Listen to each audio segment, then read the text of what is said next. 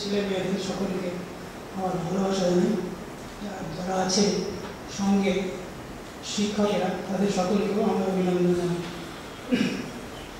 আমি সহনাবতী মন্ত্রটা তোমরা আমার সঙ্গে যদি বলো করতে পারো।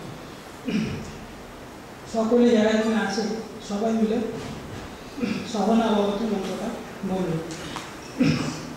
ওম সহনাবতু সহনৌ ভুনক্তু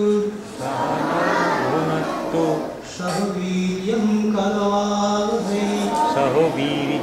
করবাবহৈ তেজস্বী নাবধীতমস্তু মা বিদ্বিষাবহৈ ওম শান্তি শান্তি শান্তি।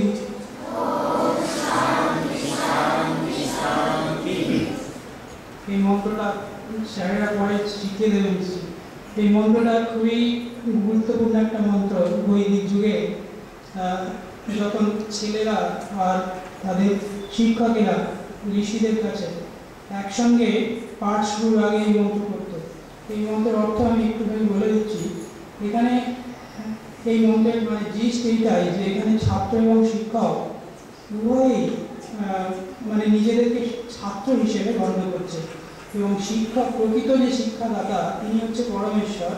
তার উদ্দেশ্যে প্রার্থনা করা হচ্ছে যে আমরা এখানে যারা আজকে সমবেত হয়েছি এই শিক্ষা গ্রহণের জন্যে ছাত্র এবং শিক্ষক সকলেই যেন সমানভাবে উপকৃত হই এই শিক্ষার দ্বারা এবং সেই পরমেশ্বর যেন আমাদের উভয়কেই সমানভাবে পালন করেন, সমানভাবে রক্ষা করেন, সমানভাবে শক্তি দান করেন এবং আমরা যেন সবাই একসঙ্গে কাজ করি, পরস্পরকে বিদ্বেষ না করি।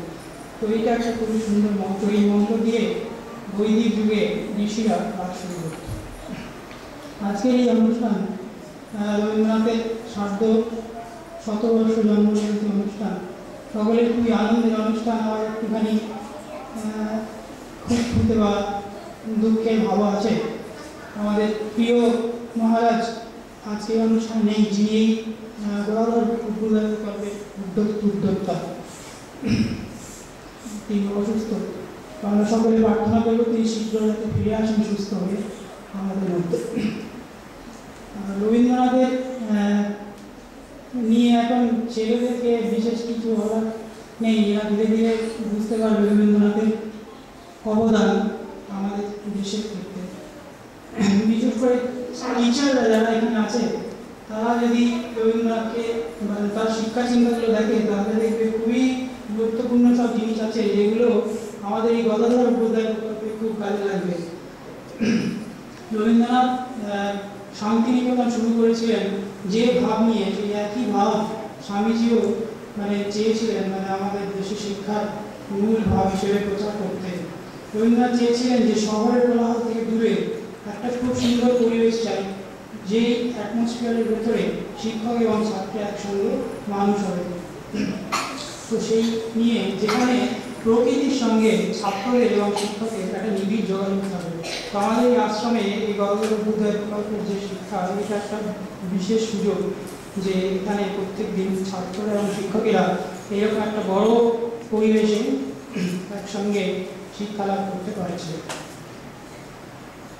আজকে এই অনুষ্ঠানে সকলেই অংশগ্রহণ করবে যারা আছে, গান টান নিশ্চয়ই হবে।